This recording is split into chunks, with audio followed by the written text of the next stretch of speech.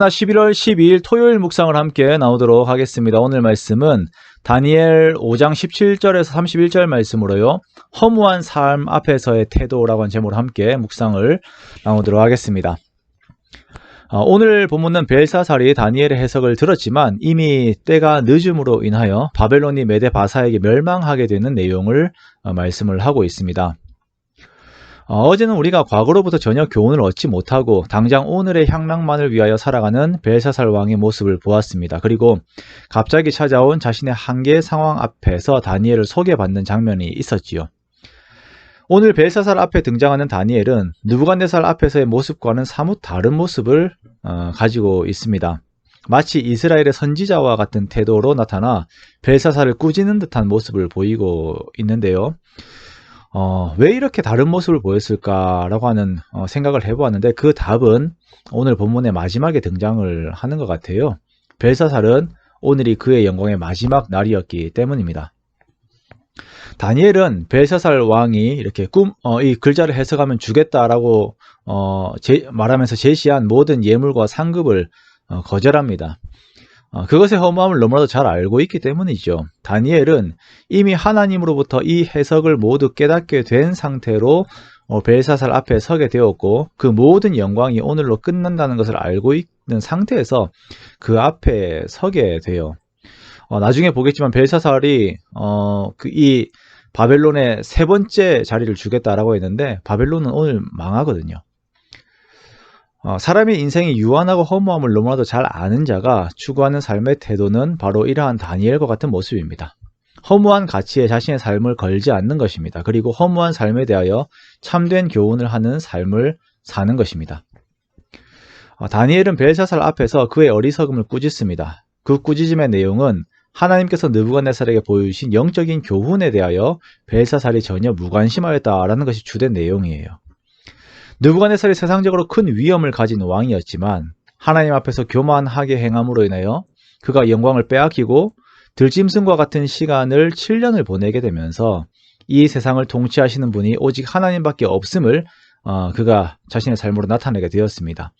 그렇다면 벨사살 역시 그의 조부의 그러한 모습을 보면서 하나님을 의식하고 겸손하게 나를 통치해야 할 것인데 오히려 그는 느부갓네살의 그 자손이 되면서도 마음을 교만하게 하여서 전혀 교훈을 얻지 못한 채 하나님의 성전 그릇들로 술들을 마시고 우상들을 찬양하는 그런 모습을 보였다라는 것입니다.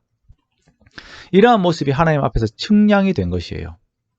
벨사살과 귀족들 앞에 쓰여진 글자의 의미는 메네메네 데겔 우바르신, 즉 이것의 의미는 하나님이 이미 왕의 나라의 시대를 세워서 그것이 끝나게 하셨다. 그리고 데겔은 왕을 저울에 달아보니까 부족하였다. 베레스는 왕의 나라가 나뉘어서 메대와 바사 사람에게 준바되었다라고 하는 의미임을 다니엘이 해석을 합니다. 자, 이 해석에서 우리는 세 가지를 보게 돼요. 첫 번째는 유한한 시간, 즉 우리들에게는 허락된 시간만 있다라는 것입니다. 두 번째는 하나님의 척도, 즉 우리들의 시간 속에서 하나님께서 보시는 기준이 있다라는 것이죠. 우리의 삶의 태도에 대한 기준이 있다라는 것입니다. 마지막으로는 기회의 지나감이에요.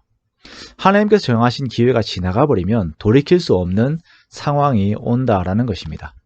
그러므로 사람은 이러한 유한의 시간들을 하나님 앞에서 살되 올바로 살아야 합니다. 성경은 끊임없이 이러한 유한의 삶에 대한 경고를 합니다. 그러나 사람들은 이러한 경고를 들어도 마치 내 삶이 무한한 것처럼 생각을 하고 이러한 말씀을 대하지요. 벨사살의 모습을 보십시오. 다니엘의 이러한 말씀 앞에서 그는 이것이 마치 남의 일인 것처럼 받아들입니다. 약속한 자주색 옷을 입히고 금사슬을 그의 목에 걸어주고 나라의 셋째 통치자로 삼아요. 그러나 하나님 앞에서 그의 마음이 낮아졌다라고 하는 말씀이 없어요. 느부갓네살과는 다른 태도를 보이죠. 그리고 안타깝게도 그의 시간이 다 되어서 그날 밤에 그는 죽임을 당하게 되고 제국은 메대 사람 다리오에게 넘어가게 됩니다.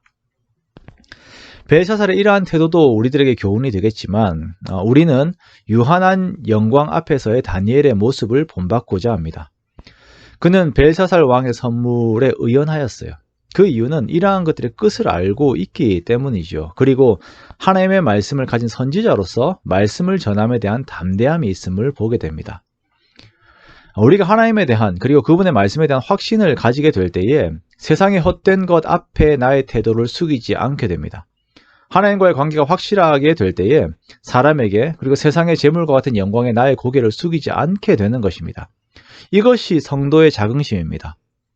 여러분, 우리가 나의 태도를 돌아보기 원합니다. 내가 비굴한 태도를 보이는 그 무언가가 있습니까? 그것의 유한함을 생각하십시오. 그것의 허무함을 생각하십시오. 그리고 하나님의 영원하심을 생각하십시오.